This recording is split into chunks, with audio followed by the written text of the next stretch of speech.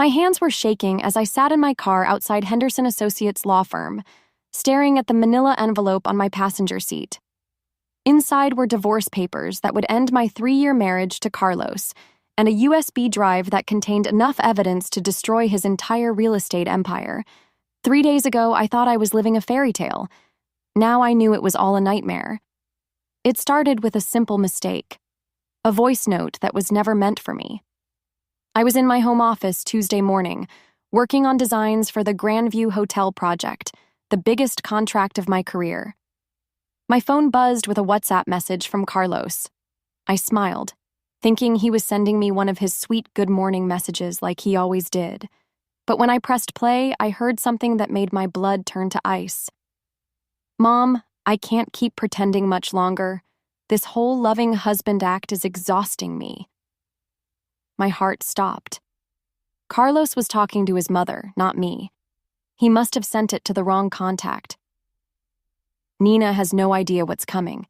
In 2 weeks, I'll file for divorce right after I secure the Grandview contract under my name. She's been so stupid, giving me access to all her client information. I've already redirected 3 of her biggest clients to my real estate deals." I dropped my phone like it was on fire. This couldn't be real. Carlos loved me.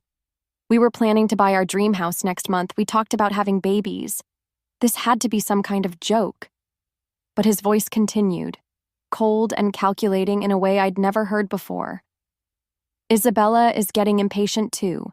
She wants me to leave Nina now, but I told her to wait. Once I steal this hotel project and claim it as my own work, I'll have enough money and reputation to start fresh. Nina will be left with nothing, just like she deserves for trapping me into this marriage." Isabella. Who was Isabella?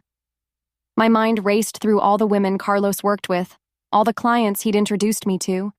Then it hit me. Isabella Martinez, the wealthy investor who'd been funding several of Carlos's recent projects. The same woman who always seemed too friendly when she visited our house for business meetings. The voice note wasn't finished. "You were right, Mom. I should have never married beneath my status. Nina's just a small-town girl with big dreams. She actually thinks her little design business matters. It's pathetic how grateful she gets when I pretend to support her work. She has no idea I've been copying her designs and selling them to competitors." My chest felt tight. I couldn't breathe. 3 years of marriage, 3 years of believing I was loved, cherished, supported. All of it was fake. The best part is, she trusts me completely. She gave me access to all her business accounts, her client database, everything. She even put my name on the Grandview contract as a partner. When I divorce her, I'll claim she was just my assistant. Who's going to believe a nobody like her over someone from the Torres family? I heard his mother's laughter in the background, that same cold laugh I'd heard at family dinners when she thought I couldn't hear her cruel comments about my background, my clothes, my family. "Don't worry, Carlos. Once you're free from that girl, you can marry Isabella properly, someone who actually deserves our family name. And with the money from Nina's stolen work, we can finally save my business from bankruptcy." The voice note ended with Carlos promising to call his mother later to discuss more details. I sat there in my office chair, staring at my computer screen where the Grandview hotel designs were displayed. Months of work. My biggest breakthrough. The project that was supposed to launch my career to the next level. And Carlos was planning to steal it all. My phone buzzed again. This time, it was a text from Carlos. "Sorry, babe. Sent you something by mistake. Just ignore that voice note. Love you. Love me?" He didn't even know what love meant. I looked around my home office, the space Carlos had helped me set up when we got married. The desk where he'd bring me coffee every morning. The wall where he'd hung my first business license, telling me how proud he was of my success. All of it was lies. He was studying me, learning my weaknesses, planning my destruction. But Carlos made one crucial mistake. He underestimated me. I saved the voice note to 3 different devices and started making copies. Then I opened my laptop and began researching divorce lawyers, business attorneys, and fraud investigators. If Carlos wanted to play games, I would show him what a small-town girl with big dreams could really do when she stopped being grateful and started getting even. By the time he came home that evening with flowers and his fake smile, I was already 10 steps ahead of him. The war had begun, and he had no idea what was coming. 6 months earlier, I was the happiest woman alive. Or at least I thought I was. It was a crisp February morning when Carlos surprised me with breakfast in bed. Fresh strawberries, pancakes shaped like hearts, and coffee made exactly how I liked it. He sat on the edge of our bed, watching me eat with that smile that used to make my heart skip beats. "I have news," he said, his eyes sparkling with excitement. "The Peterson project came through. We're getting the contract for their new office building." I nearly choked on my coffee. "We? Carlos, that's my client. I've been working on their designs for months." He laughed and kissed my forehead. "Of course, babe. I meant you're getting the contract. I just helped by introducing you to the right people. We're a team, remember?" That word, team. Carlos used it all the time. When he offered to handle my business emails while I focused on designing. When he suggested I add his name to my business bank account for easier access to funds. When he convinced me to store all my client files on our shared computer for backup purposes. I was so grateful to have a husband who supported my dreams. My own father had always told me that art and design were hobbies, not real careers. But Carlos encouraged me to chase my biggest projects, to dream bigger than I ever thought possible. Speaking of teams, Carlos continued, pulling out his phone. "My mom wants to have dinner with us tonight. She has some ideas about the new house we're planning." My stomach dropped slightly. Maria Torres had never liked me, and she made no effort to hide it. During our wedding planning, she'd suggested Carlos reconsider marrying someone more suitable for the family business. At family gatherings, she'd introduce me as Carlos's little wife who plays with computers. But Carlos always defended me, at least I thought he did. "Don't worry about Mom," he said, noticing my expression. "She's just protective. Once she sees how successful your business is becoming, she'll come around." That evening, we sat in the Torres family dining room, a massive space with crystal chandeliers and oil paintings of Carlos's ancestors. Maria served her famous paella while discussing our house plans. "Carlos, darling, are you sure you want to buy in that neighborhood?"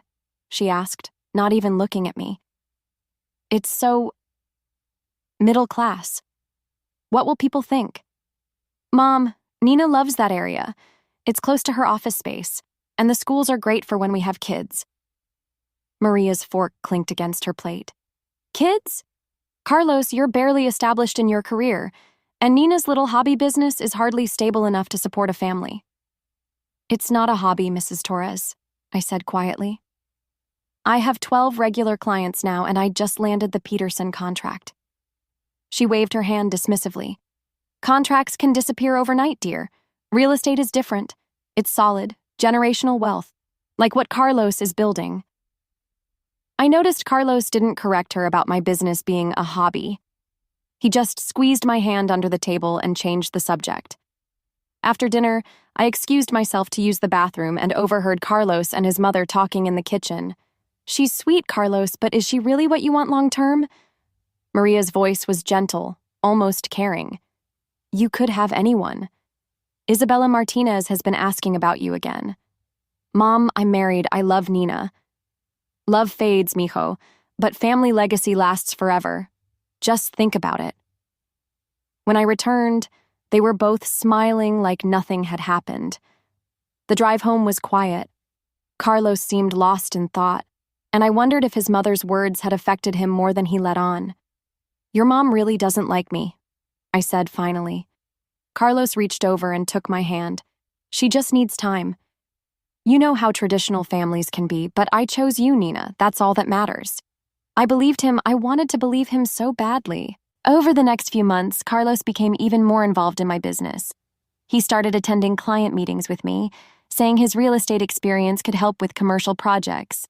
He offered to handle my contracts and invoicing, claiming it would free up more time for my creative work. "You're the artist," he'd say. "Let me handle the business side." I was so touched by his support. My friends were jealous of how involved Carlos was in my career. "You're so lucky," my best friend Anna would say. "Most husbands barely remember what their wives do for work." Carlos remembered everything. Every client name, every project deadline, every password to every account. He was so helpful, so interested, so supportive. I never questioned why he needed access to everything. I never wondered why he insisted on being present for every important business call. I never noticed how he'd steer conversations with my clients toward his real estate services. I was blind to it all because I thought we were building something beautiful together. I thought his success was my success, and my success was his. I had no idea he was systematically learning everything about my business so he could destroy it. The day after I heard that voice note, I couldn't stop thinking about Maria's role in all of this. So I did something I'd never done before. I went through Carlos's phone while he was in the shower. What I found made me sick to my stomach. There were hundreds of text messages between Carlos and his mother going back almost 2 years. Messages that painted a picture of a conspiracy I never saw coming. The earliest message I found was from March of last year. "Maria, Carlos, I'm worried about you. Nina is holding you back from your potential. You could be running the family business by now." Carlos, "Mom, she's my wife. I can't just abandon her." Maria, "I'm not saying abandon her. I'm saying think about your future. What happens when you want to expand into luxury real estate? Nina's background will embarrass you in front of high-end clients." Carlos, "Maybe you're right, but what am I supposed to do?" Maria, "Just keep your options open, mijo, and maybe don't get too attached." I scrolled down, my hands trembling as the messages got worse. Maria, "I met Isabella Martinez today at the country club. She's beautiful, successful, and from a good family. She asked about you." Carlos, "Mom, I'm married." Maria, "For now. But marriages end, Carlos, especially when people realize they married the wrong person." The messages continued for weeks, with Maria slowly poisoning Carlos's mind against me. She'd send him articles about successful real estate moguls and their appropriate wives. She'd share gossip about other family members who'd married down and regretted it. But the worst part was how she documented everything about me like I was some kind of case study. Maria, "Nina wore that cheap dress to the Hernandez wedding again. People notice these things, Carlos." Maria, "I heard Nina's parents still live in that tiny apartment. What will people think when they meet your in-laws?" Maria, "Nina mispronounced hors d'oeuvres at dinner last night. Isabella would never make such mistakes. Every small moment, every tiny flaw, every sign that I didn't come from money, Maria cataloged it all and used it as ammunition against me. Then I found the messages from 6 months ago, right around the time Carlos started getting more involved in my business." Maria, "If you're going to leave Nina eventually, you should protect yourself financially. Make sure you get something out of this marriage." Carlos, "What do you mean?" Maria, "Her little design business is actually doing well. Maybe you could learn from it. Take some of her clients when you leave. Think of it as compensation for the years you've wasted." Carlos, "That seems wrong, Mom." Maria, "What's wrong is staying in a marriage that's beneath you. If Nina really loved you, she'd want you to succeed, even if it meant letting you go." I had to put the phone down. The manipulation was so calculated, so cruel. Maria had spent months convincing Carlos that I was the problem, that I was holding him back, that he deserved better. But it got worse. Maria, I introduced Carlos to Isabella at the charity gala last night. They talked for an hour. She's perfect for him. Educated, wealthy, sophisticated. Everything Nina isn't. Carlos, she seems nice, but I'm still married. Maria, marriages are just paperwork, mijo. What matters is finding your true partner in life. someone who can elevate you instead of dragging you down. The messages showed how Maria arranged accidental meetings between Carlos and Isabella, coffee dates that were supposedly business meetings, dinner parties where Isabella just happened to be seated next to Carlos, gallery openings where Maria made sure they spent time alone together. And slowly, Carlos's messages started changing. Carlos, Isabella really understands the real estate business. She has great insights. Carlos, you're right, Mom. Nina doesn't really fit into our world. Carlos, maybe I did settle too quickly. I was young and thought love was enough. Then came the messages about the affair. Maria, Isabella is going to the coast for the weekend. She invited you to join her. I think you should go. Carlos, what about Nina? Maria, tell her it's a business trip, which it is, in a way. You're investing in your future. Carlos, I feel guilty. Maria, guilt is just fear of change, mijo. You deserve happiness, real happiness, not this pretend life you're living. The final messages were from just 2 weeks ago, planning my destruction in detail. Maria, once you get the Grandview contract under your name, you'll have enough credibility to start over. Isabella's father wants to invest in your new company. Carlos, what about Nina's other clients? Maria, take them with you. She gave you access to everything. It's not stealing if you're just protecting what you helped build. Carlos, and the divorce? Maria, quick and clean. We'll claim irreconcilable differences. With your new success and Isabella's family backing you, Nina won't be able to fight it. I sat on our bathroom floor, reading message after message of my mother-in-law systematically destroying my marriage. She'd turned my husband against me so slowly, so carefully, that he probably didn't even realize he was being manipulated. But I realized something else as I read those messages. Maria had made one crucial mistake. She documented everything. Every lie, every manipulation, every piece of evidence I needed was right there in black and white. Maria thought she was so clever, but she just handed me the blueprint for my revenge. I spent the next day playing detective in my own life, and what I discovered made me realize that Carlos and Maria weren't just planning to hurt me. They'd already been destroying me for months. It started when I decided to check my business email account. Carlos had been helping me manage it for the past 6 months, and I'd been grateful for his assistance. But now I looked at it with new eyes. I found emails I'd never seen before, messages from my biggest clients, the Peterson Group, Riverside Development, and Coastal Properties, all expressing concerns about my reliability and communication issues. According to these emails, I'd apparently missed several important meetings and deadlines. But I knew I'd never missed any meetings. I kept detailed calendars and always confirmed appointments twice. Then I found the replies. Emails sent from my account, but not by me. Messages apologizing for my personal issues and suggesting that clients might be more comfortable working with my business partner, Carlos Torres, who has extensive experience in commercial real estate. Carlos had been sabotaging my relationships with my own clients. I dug deeper and found forwarded emails, my private client communications sent to Carlos's personal account, design concepts I'd created, pricing strategies I'd developed, even personal information about my clients' preferences and budgets. Carlos had been stealing my work and using it to build his own relationships with my clients. But the worst discovery was in my sent folder. Emails I'd never written, sent to my competitors, sharing my design concepts and client lists. Carlos had been selling my work to other companies while simultaneously stealing my clients for himself. My hands were shaking as I called the Peterson Group directly. Hi, this is Nina Torres from Torres Design Studio.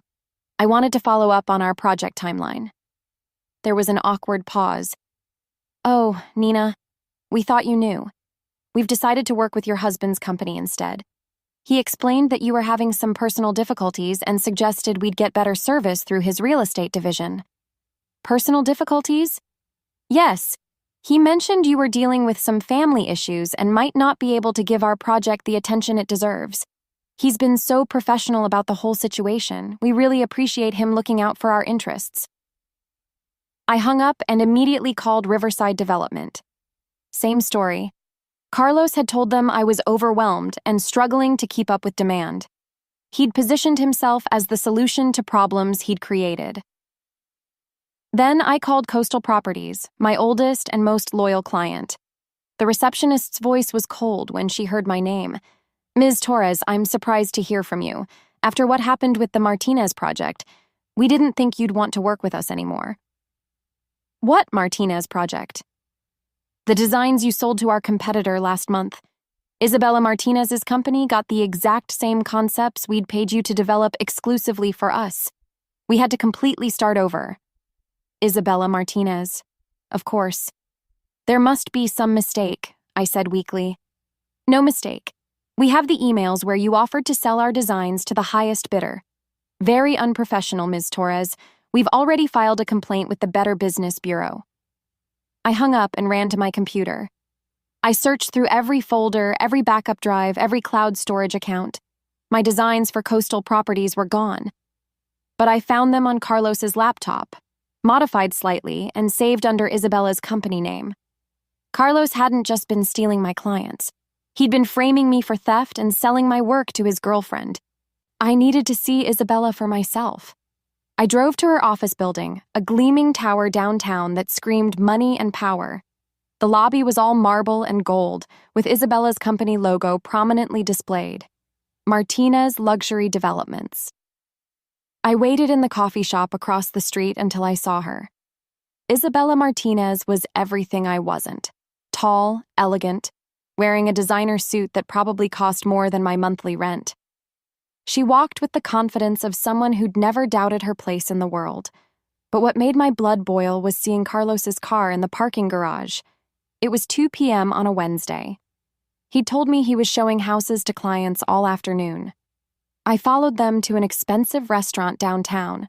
They sat at a corner table holding hands and laughing like they didn't have a care in the world. Isabella was wearing a diamond bracelet I'd never seen before, and Carlos was looking at her the way he used to look at me.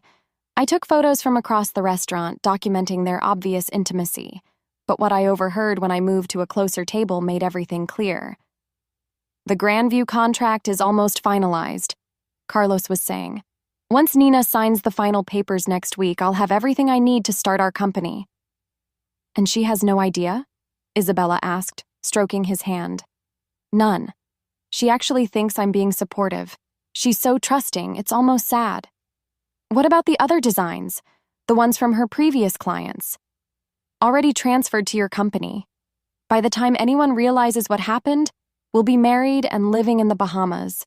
I can't wait to be Mrs. Torres, Isabella purred. Though I think we should change the company name. Something more sophisticated than what Nina came up with. They were planning to steal my life's work, destroy my reputation, and build their future on the ruins of everything I'd created. But as I sat there listening to them plan my destruction, I realized something important. They were so confident, so careless, that they'd never considered the possibility that I might fight back. That was going to be their biggest mistake. That night, I sat in my home office staring at everything Carlos and I had built together, knowing it was all built on lies. But instead of crying or confronting him, I did something that surprised even me. I started planning. I opened my laptop and created a new folder labeled Project Freedom. Inside, I began documenting every piece of evidence I'd gathered. Screenshots of the text messages between Carlos and Maria, photos of him with Isabella, copies of the emails he'd sent from my account, bank records showing suspicious transfers. But I needed help, and there was only one person I could trust completely. Antonio Rivera had been my business partner for 2 years, though Carlos never knew the full extent of our partnership. When I'd started my design business, Antonio had provided the initial funding in exchange for a 30% stake. He was a successful contractor who specialized in luxury renovations, and he'd always believed in my talent. More importantly, Antonio had never liked Carlos. There's something fake about him, Antonio had told me once. He smiles too much and asks too many questions about your business. I'd defended Carlos back then, but now I realized Antonio had seen what I'd been blind to. I called Antonio at 11 p.m., knowing he'd still be awake. He was a night owl who often worked on project plans until dawn. "Nina, what's wrong? You sound upset." "Antonio, I need to see you. Tonight. It's about the business." "I'll be right over." 20 minutes later, Antonio sat in my kitchen while I played Carlos's voice note. I watched his face change from confusion to anger to something that looked like murder. "That bastard," he whispered. "Nina, I'm so sorry. I should have pushed harder when I had concerns. You tried to warn me. I just wasn't ready to listen." Antonio leaned forward, his dark eyes intense. "What do you want to do? Because if you want to destroy him, I'm in. Completely." For the next 3 hours, we planned my escape and Carlos's downfall with military precision. First, we needed to secure my business assets. Antonio revealed something I didn't know. He'd been quietly protecting my interests for months. Every major design I'd created was automatically backed up to his secure servers. Every client contract had a clause that protected my intellectual property, even if someone else tried to claim credit. "I've been worried about Carlos's involvement in your business," Antonio admitted. "So I've been creating safeguards without telling you. I have copies of everything, your original designs, client communications, financial records, everything. Why didn't you tell me?" "Because you loved him, and I—" Antonio paused, looking uncomfortable. "I didn't want you to think I was jealous." "Were you? Jealous?" Antonio met my eyes. "Yes. I've been in love with you since the day we met. But you were married and happy, so I kept my distance. I just wanted to protect you, even if you never knew it. My heart did something complicated, but I pushed those feelings aside. There would be time to process Antonio's confession later. Right now, I needed to focus on survival." We worked until dawn, creating a comprehensive plan. Step 1. Secure my business. Antonio would help me transfer all my legitimate assets to a new company we'd create together. Since he was already my business partner, this was completely legal. Step 2. Document everything. We'd gather more evidence of Carlos's fraud, his affair, and his plans to steal my work. Step 3. Protect my clients. We'd quietly reach out to my remaining loyal clients and explain the situation, offering them protection from Carlos's schemes. Step 4. Legal preparation. Antonio knew an excellent lawyer who specialized in business fraud and intellectual property theft. Step 5. The nuclear option. We'd expose everything at once, to Carlos's real estate board, to Isabella's husband, to the media if necessary. "There's something else," Antonio said as the sun started rising. "Isabella's husband, Roberto Martinez, is one of my biggest clients. He hired me to renovate their beach house last year. He has no idea about the affair." "What's he like?" "Powerful, wealthy, and absolutely devoted to Isabella. He thinks she's perfect. This will destroy him, but he deserves to know the truth." "And he's Carlos's biggest investor?" "Exactly. Roberto has funded at least 6 of Carlos's recent projects.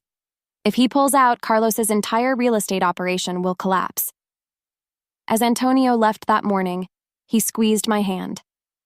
"Nina, I want you to know, whatever happens between us personally, I'm going to help you through this. You don't deserve what they've done to you." After he left, I showered and got dressed for another day of pretending everything was normal. Carlos came downstairs whistling, kissed my cheek, and asked about my day like he always did. "Just working on the Grandview project," I said sweetly. "I should have the final designs ready for you to review next week."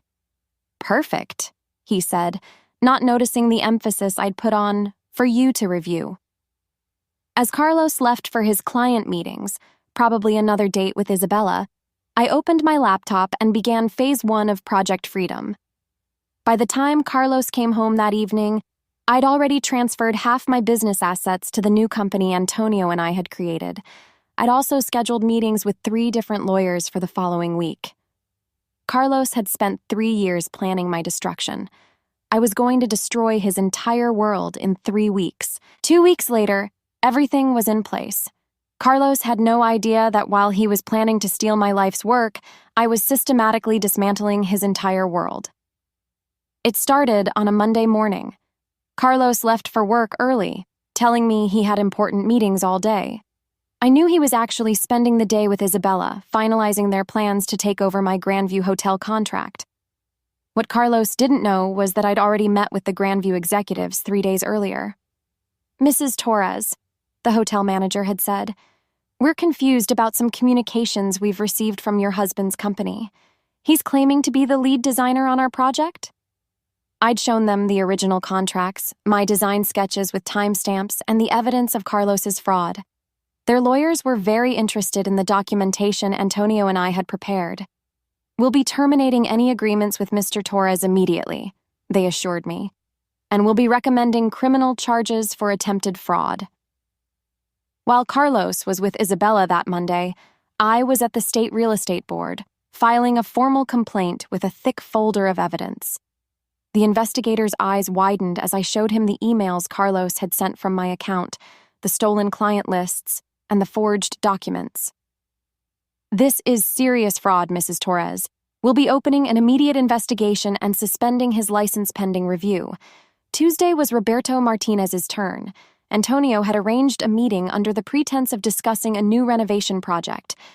Roberto arrived at Antonio's office expecting to talk about marble countertops. Instead, I was waiting with photos of his wife and my husband together, bank records showing Carlos's fraudulent activities, and copies of the text messages planning their future together. Roberto's face went through several emotions: confusion, disbelief, rage, and finally cold calculation. "How long?" he asked quietly. "At least 8 months that I can prove," I said. "Probably longer." Roberto studied the photos of Carlos and Isabella holding hands, kissing, planning their life together with stolen money. His hands were shaking slightly, but his voice was steady. "What do you need from me?" "Nothing. I just thought you deserved to know the truth. And Carlos's business? The projects I've funded?" Antonio leaned forward. "All built on fraud.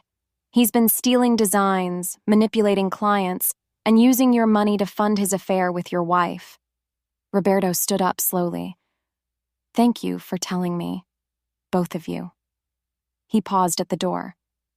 "Carlos Torres will never work in this city again. I'll make sure of that."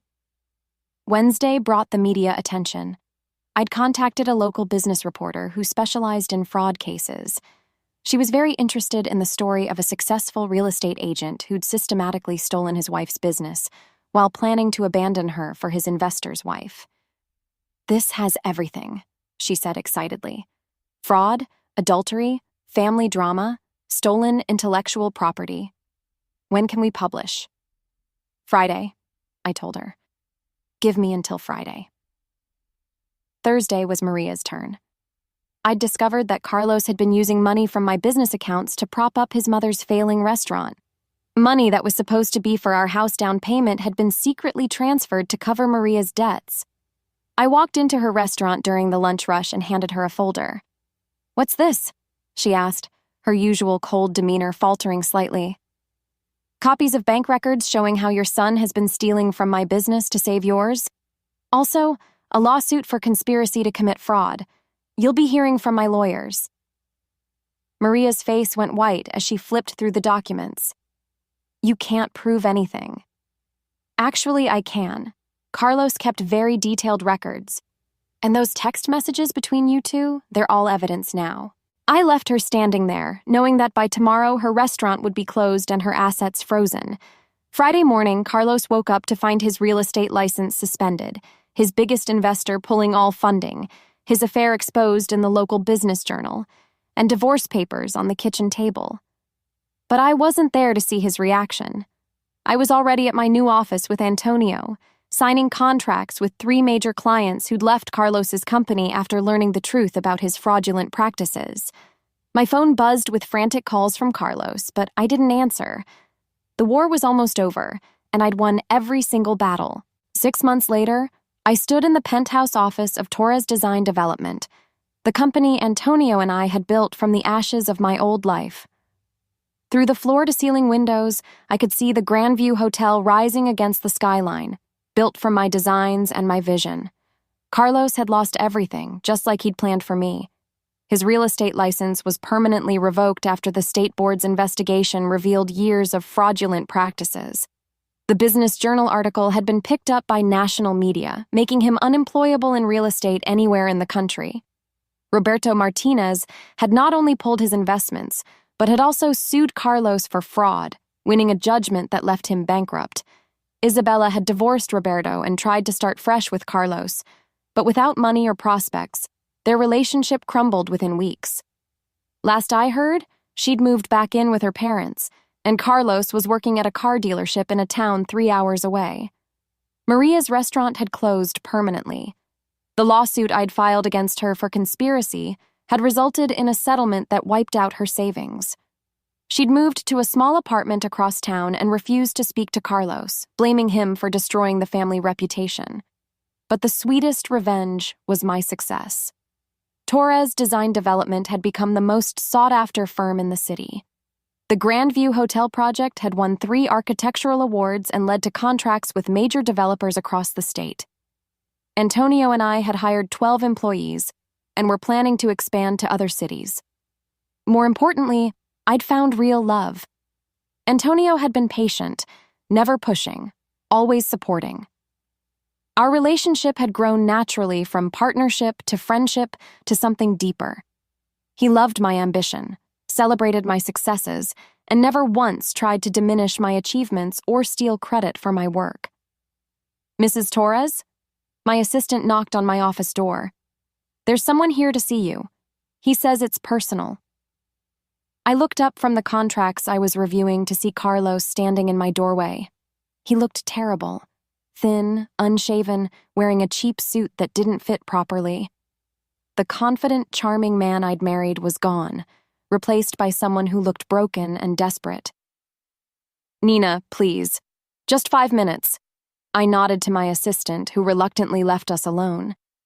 Carlos sat down across from my desk, looking around at the success I'd built without him. "This is incredible. You did all this?"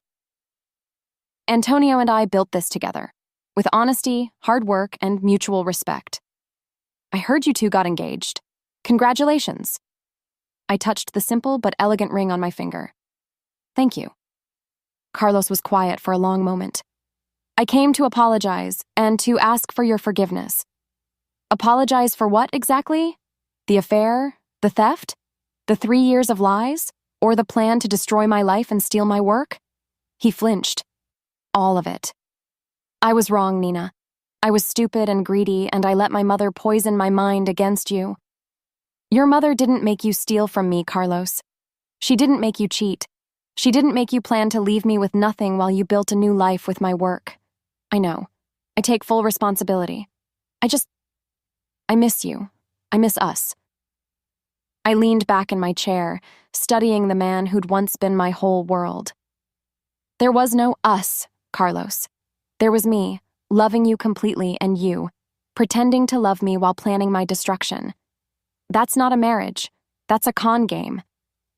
I did love you. I still do. No, you don't. You loved what I could give you. My trust, my work, my connections, my money. You never loved me." Carlos's shoulders sagged. "What can I do? How can I make this right?" "You can't. Some things can't be fixed, Carlos. Some betrayals are too deep." He sat there for another minute, looking lost. Finally, he stood up. "I'm glad you're happy. You deserve it." After he left, I sat in my office thinking about the journey that had brought me here. The voice note that shattered my world had actually saved my life. It had shown me who Carlos really was before he could completely destroy me. My phone buzzed with a text from Antonio. "Dinner tonight? I have news about the Miami project." I smiled and typed back. "Can't wait to hear it." I'd learned that real love doesn't steal from you. It builds with you. Real partnership doesn't diminish you. It elevates you both. Carlos had tried to destroy me, but instead he'd set me free to become everything I was meant to be. And that was the best revenge of all.